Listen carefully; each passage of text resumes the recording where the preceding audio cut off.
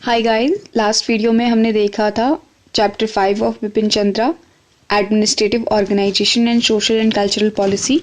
तो उसमें जो पार्ट था आपका जुडिशियल ऑर्गेनाइजेशन, तो उसके बारे में जो बात हुई थी उसमें काफ़ी चीज़ें जो है उस टेक्स्ट में क्लियर नहीं हो पा रही थी। तो मैंने ये प्रेजेंटेशन बनाई है आपको समझाने के लिए, ताकि आप बेटर तरीके से उस समय का जुडिशियल ऑर्गेनाइजेशन समझ सकें। तो उस समय जुडिशरी का क्या स्ट्रक्चर था और बाकी जो लॉज वगैरह की बात थी वो हम इस वीडियो में कर लेंगे, ठीक है। तो हालांकि ये रेपिटेटिव होगा बट इसमें आपको एक बेटर आइडिया लग जाएगा, ठीक है। और इसमें कॉर्नवालिस कोड की भी बात आ जाएगी और विलियम बेंटिक ने जो सुधार लाए वो उसकी भी बात आ जाएगी, और साथ में आईपीसी और सीआरपीसी की भी बात आ जाएगी। तो चलिए आगे बढ़ते हैं। अब ये वाला सिस्टम देखिए, ये सिस्टम आया था वॉरेन हेस्टिंग्स के टाइम पे। वॉरेन हेस्टिंग्स गवर्नर जनरल था आपका 1774 से 1785 के बीच में, ठीक है। अब आप कोर्ट सिस्टम को दो पार्ट्स में बांट सकते हैं, एक क्रिमिनल कोर्ट सिस्टम और सिविल कोर्ट सिस्टम, ठीक है। क्रिमिनल बोले तो आपका फौजदारी अदालत, क्रिमिनल बेसिकली लाइक जो निजामत सिस्टम होता था उसको क्रिमिनल बोलेंगे, ठीक है। अब सिविल सिस्टम और क्रिमिनल सिस्टम दो सिस्टम हो गए। सिविल केसेस के साथ डील करने के लिए सिविल सिस्टम और क्रिमिनल केसेस के साथ डील करने के लिए क्रिमिनल सिस्टम। तो सबसे पहले हम बात कर लेते हैं सिविल कोर्ट सिस्टम की, ठीक है। चलिए, तो पहले हम फोकस करते हैं सिविल पे, ताकि आपको कोई कंफ्यूजन ना रहे। तो जो सिविल कोर्ट्स होती थी उनको कहते थे दीवान। डिस्ट्रिक्ट लेवल पे जो कोर्ट होती थी उसको कहते थे दीवानी अदालत, ठीक है। ये डिस्ट्रिक्ट लेवल पे है, और ये किस तरह के केसेस के साथ डील करती थी, जिसकी कीमत जो 500 रुपए से कम हो, ठीक है। और इसमें जो रूल्स होते थे वो हिंदू मुस्लिम रूल्स दोनों तरह के रूल्स होते थे। और इसको प्रिसाइड कौन करता था? District collector. ये हम याद रखिएगा कि हम वॉरेन हेस्टिंग्स के टाइम की बात कर रहे हैं, तो ये हमें पता होना बहुत जरूरी, क्योंकि आगे इस सिस्टम में चेंज आएगा। और दीवानी अदालत जो थी वो आपकी डिस्ट्रिक्ट लेवल पे थी, ठीक है। और जो है इसके ऊपर होती थी सदर दीवानी अदालत। सदर दीवानी अदालत आपके जो दीवानी अदालत से अपील चाहती थी, अगर इससे ऊपर अपील करनी है, मतलब इसके जो डिसीजन आया है इसके अगेंस्ट कोई अपील करनी होगी, तो वो आपके सदर दीवानी अदालत में अपील करेंगे, ठीक है। और दीवानी अदालत पे कौन प्रिसाइड करता था? District collector. और सदर दीवानी अदालत में कौन होता था? एक चीफ होता था इसका प्रेसिडेंट, और एक सर्वोच्च परिषद का प्रधान होता था, और बाकी दूसरे मेंबर्स होते थे। तो ये सदर दीवानी अदालत का स्ट्रक्चर था, ठीक है। हमने देखा कि दीवानी अदालत में हिंदू मुस्लिम दोनों तरह के रूल होते थे। डिस्ट्रिक्ट लेवल पे दीवानी अदालत और आपके उससे ऊपर सदर दीवानी अदालत, ठीक है। तो ये हमने देख लिया कि इसको प्रिसाइड करता था इसको प्रिसाइड करता था डिस्ट्रिक्ट कलेक्टर दीवानी अदालत को, ठीक है। दीवानी अदालत को प्रिसाइड करने वाला डिस्ट्रिक्ट कलेक्टर था। तो ये हमने देख लिया आपका पूरा सिविल सिस्टम। अब बात कर लेते हैं क्रिमिनल सिस्टम की। क्रिमिनल सिस्टम जो था वो बेसिकली उसमें जो डिस्ट्रिक्ट लेवल पे कोर्ट थी वो थी फौजदारी अदालत। याद रखिएगा, अभी हम वॉरेन हेस्टिंग्स के टाइम की बात कर रहे हैं। और फौजदारी अदालत में या क्रिमिनल स्ट्रक्चर में मुस्लिम रूल्स ही फॉलो होते थे, हिंदू रूल्स नहीं फॉलो होते थे। लेकिन जो इसको रूल्स को थोड़ा सा मॉडिफाई करके रखा गया था, ठीक है। और जो है आपका बेसिकली इसमें फौजदारी अदालत जो है वो डिस्ट्रिक्ट लेवल पे होती थी, लेकिन फौजदारी अदालत के ऊपर होती थी सदर निजामत अदालत। फौजदारी अदालत को डेथ पेनाल्टी और प्रॉपर्टी कन्फिस्केट करने के लिए सदर निजामत अदालत का अप्रूवल लेना पड़ता था, ठीक है। तो ये हमें याद रखना है कि फौजदारी अदालत मुस्लिम रूल्स, और फौजदारी अदालत को डेथ पेनाल्टी देने के लिए या प्रॉपर्टी कन्फिस्केट करने का ऑर्डर देने के लिए सदर निजामत अदालत की अप्रूवल की जरूरत पड़ती थी। और फौजदारी अदालत जो है आपका, इसमें कौन प्रिसाइड करता था? फौजदारी अदालत में होते थे आपके इंडियन ऑफिसर और एक मुफ्ती और एक काजी। लेकिन इंडियन ऑफिसर और मुफ्ती और काजी ये डिसीजन तो देते थे, लेकिन they were indirectly controlled by the district collector. District collector हमने देखा था कि वो आपकी दीवानी अदालत पे प्रिसाइड करता था, मतलब दीवानी अदालत में डिसीजन डिस्ट्रिक्ट कलेक्टर देता था, लेकिन वो इनडायरेक्ट कंट्रोल इस पर भी एक्सरसाइज कर रहा है। तो ये हमें याद रखना है, ठीक है। और सदर निजामत अदालत जो डिस्ट्रिक्ट फौजदारी अदालत के ऊपर होती थी, मतलब फौजदारी अदालत से जो अपील जाएगी वो सदर निजामत अदालत में जाएगी। तो सदर निजामत अदालत में कौन होता था? उपनिजाम, एक काजी, एक मुफ्ती और एक मौलवी, ठीक है। तो ये हमें पूरा स्ट्रक्चर आपका समझ आ गया। अब आप इसको ओवरऑल देख सकते हैं।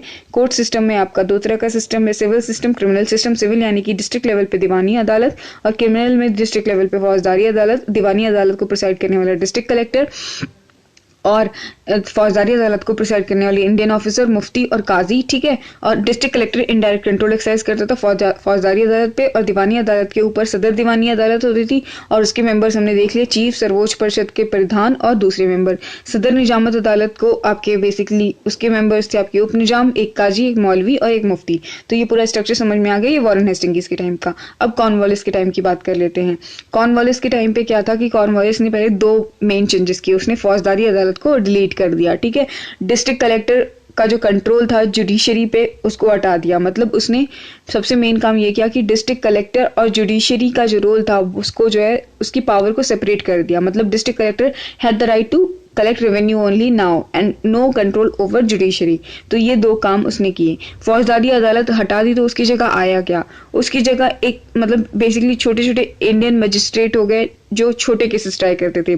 तो अभी हम क्रिमिनल सिस्टम की पहले बात कर लेते हैं, ठीक है। डिस्ट्रिक्ट लेवल पे जो है आपकी 4 कोर्ट ऑफ सर्किट एस्टैब्लिश की गई सबसे पहले, और इसके नीचे कुछ छोटे छोटे केसेस हैंडल करने के लिए इंडियन मजिस्ट्रेट्स को आपके नियुक्त किया गया। तो Indian magistrate use to try petty cases in case of criminal cases, और उनके ऊपर होती थी 4 कोर्ट ऑफ सर्किट।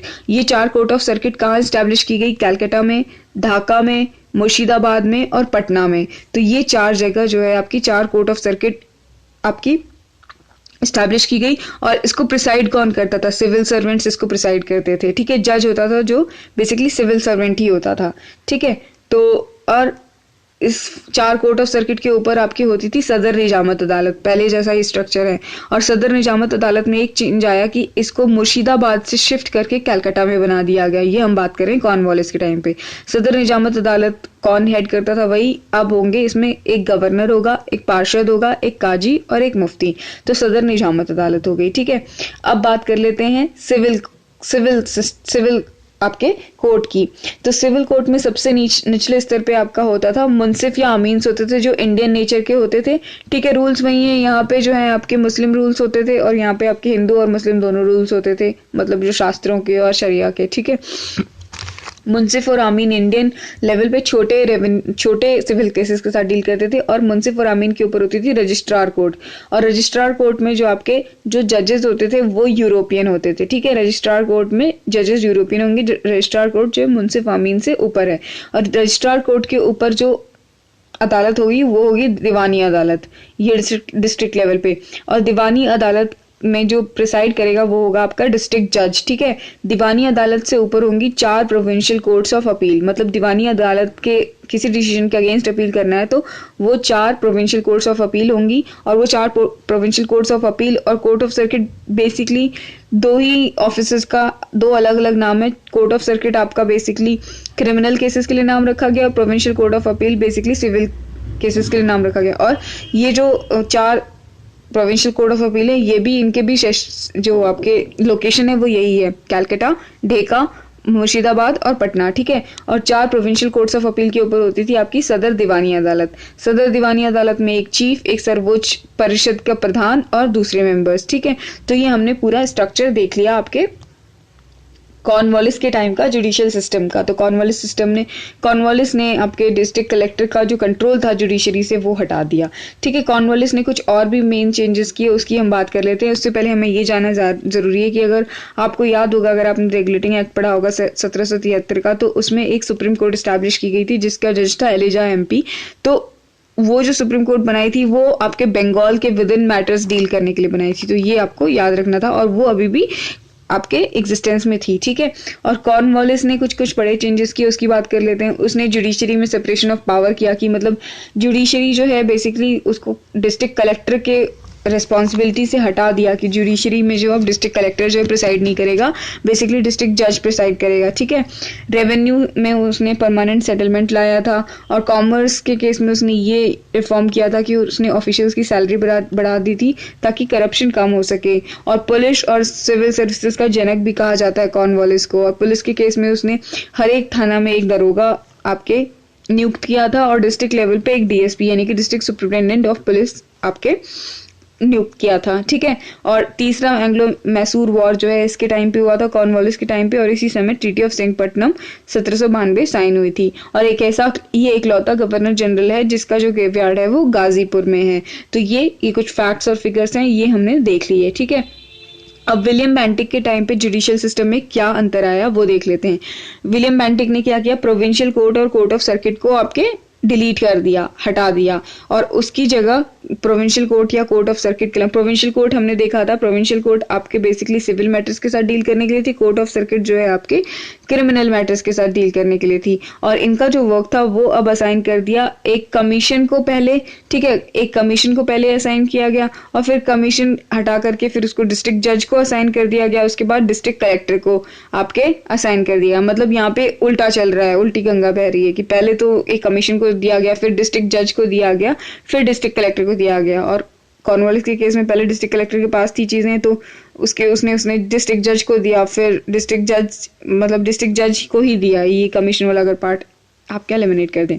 तो बेसिकली ये विलियम बेंटिक के केस में हुआ कि उन्होंने प्रोविंशियल कोर्ट ऑफ अपील और कोर्ट ऑफ सर्किट जो है वो अबॉलिश करके उसकी जगह पहले कमीशन को उनका जिम्मा सौंपा उस काम का, और उसके बाद डिस्ट्रिक्ट जजेस को सौंपा, उसके बाद डिस्ट्रिक्ट कलेक्टर्स को, ठीक है। And he also raised the standards and powers of Indians in the judicial service and appointed them as district magistrate, subordinate जजेस, प्रिंसिपल्स, अदर आमीन्स। मतलब पहले कॉर्नवालिस के टाइम पे केवल मुंसिफ और आमीन की तरह ही जो आपके इंडियंस काम कर सकते थे, लेकिन विलियम बेंटिक के टाइम पर इंडियंस को अच्छी पोस्ट पे भी अपॉइंट किया गया, फॉर एग्जाम्पल डीएम यानी कि डिस्ट्रिक्ट मजिस्ट्रेट, सबऑर्डिनेट जजेस, प्रिंसिपल्स, अदर आमीन्स। तो ये था आपका विलियम बेंटिक के टाइम पर। और हमें एक और बात याद रखनी होगी कि जो ओल्ड लॉज, जो शास्त्र और शरिया पे बेस्ड जो लॉज वो इम्प्लीमेंट करते थे इंडिया में, उनका कोडिफिकेशन कर दिया था, मतलब लिखित फॉर्म में उनको बना करके रखा गया था। और अगर आपको याद होगा कि चार्टर एक्ट ऑफ 1833 जब आया था तो law making power governor general और उसकी काउंसिल को दे दिए गए, और 1833 में एक एक्स्ट्रा लॉ मेंबर अपॉइंट किया गया था, लॉर्ड मैकॉले ने फिर बेसिकली वो लॉ कमीशन भी बनाया था, और उन्होंने इंडियन लॉज को कोडिफाई किया था, आईपीसी और सीआरपीसी जो हम आज तक यूज कर रहे हैं, ठीक है। 1835 में higher courts were established at Calcutta, Madras and Bombay to replace Nizamat and Diwani courts. Nizamat और दीवानी कोर्ट्स को पूरी तरह से हटा दिया गया। 1865 में हाई कोर्ट्स का सिस्टम आया था, ठीक है। तो ये हमें पता होना चाहिए, मतलब दीवानी और निजामत का जो सिस्टम था वो पूरी तरह से 1865 में हमने रिप्लेस कर दिया हाई कोर्ट से, ठीक है, जो आज भी हम यूज करते हैं। बॉम्बे में हाई कोर्ट बनाएगी, कलकत्ता में और मद्रास में, ठीक है। तो ये था, और ये था पूरा आपका judicial system during colonial times. 1865 तक का हमने देख लिया, और आगे भी हम डील करते रहेंगे। Thank you so much for watching.